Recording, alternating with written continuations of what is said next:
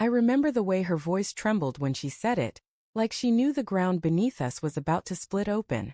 Ethan, she whispered, not meeting my eyes, there's something I have to tell you about what I did last month. It was one of those quiet Sunday mornings, coffee half finished, sunlight spilling across the counter. Our kitchen always smelled faintly of cinnamon and detergent. It used to feel like peace. That morning it felt like waiting for a storm. I smiled, trying to ease her nerves. You didn't crash the car again, did you? But she didn't laugh. She didn't even blink. No, she said softly. It's about the fertility clinic. The words hung there, heavy and foreign. My stomach tightened. Months ago we'd been there together, to test if everything was fine, if we could have kids someday. The results were private, something between us. Or so I thought. What about it?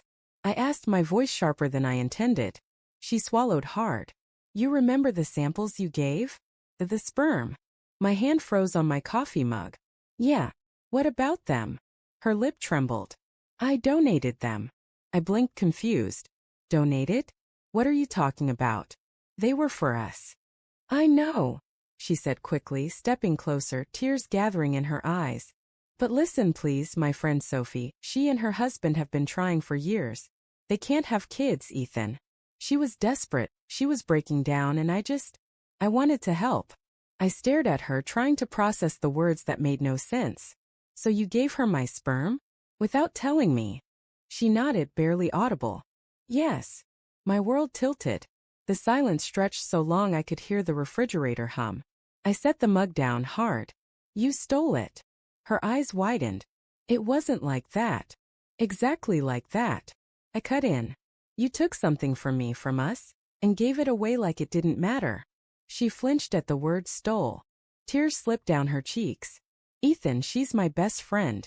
She was falling apart, and I thought. You thought. I snapped, the anger in my chest turning to something worse. Disbelief, betrayal, grief. You thought it was okay to give another woman my child? The words made her sob, but I couldn't stop. Do you even understand what you've done? I said, voice breaking. There could be a child out there, my child, that I'll never know. You didn't just betray me, Lily. You changed my life without my consent. She tried to reach for me, but I stepped back. The kitchen felt suddenly too small, too bright. Ethan, I didn't mean to hurt you, she whispered. I just wanted to do something good.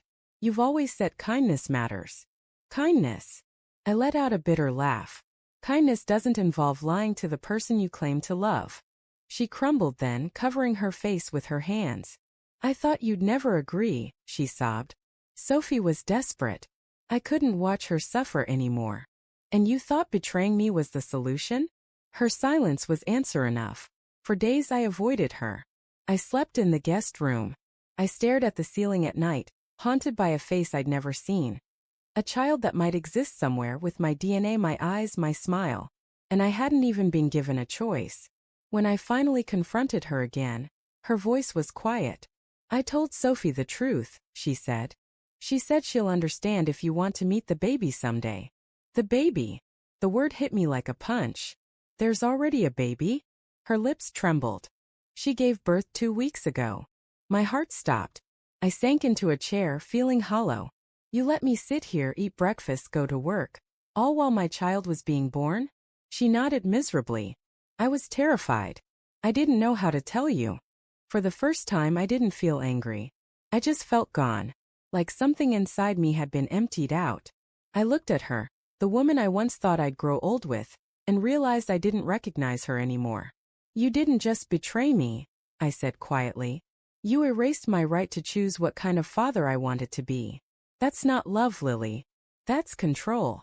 She sobbed as I stood, grabbed my keys, and walked out the door. The sunlight outside was blinding, cruelly normal. Birds sang. Cars passed. Somewhere in the world a baby cried, maybe mine. And I knew in that moment that nothing would ever be the same again. Some betrayals don't shatter with noise. They break you quietly, piece by piece, until you can no longer tell where love ends and loss begins.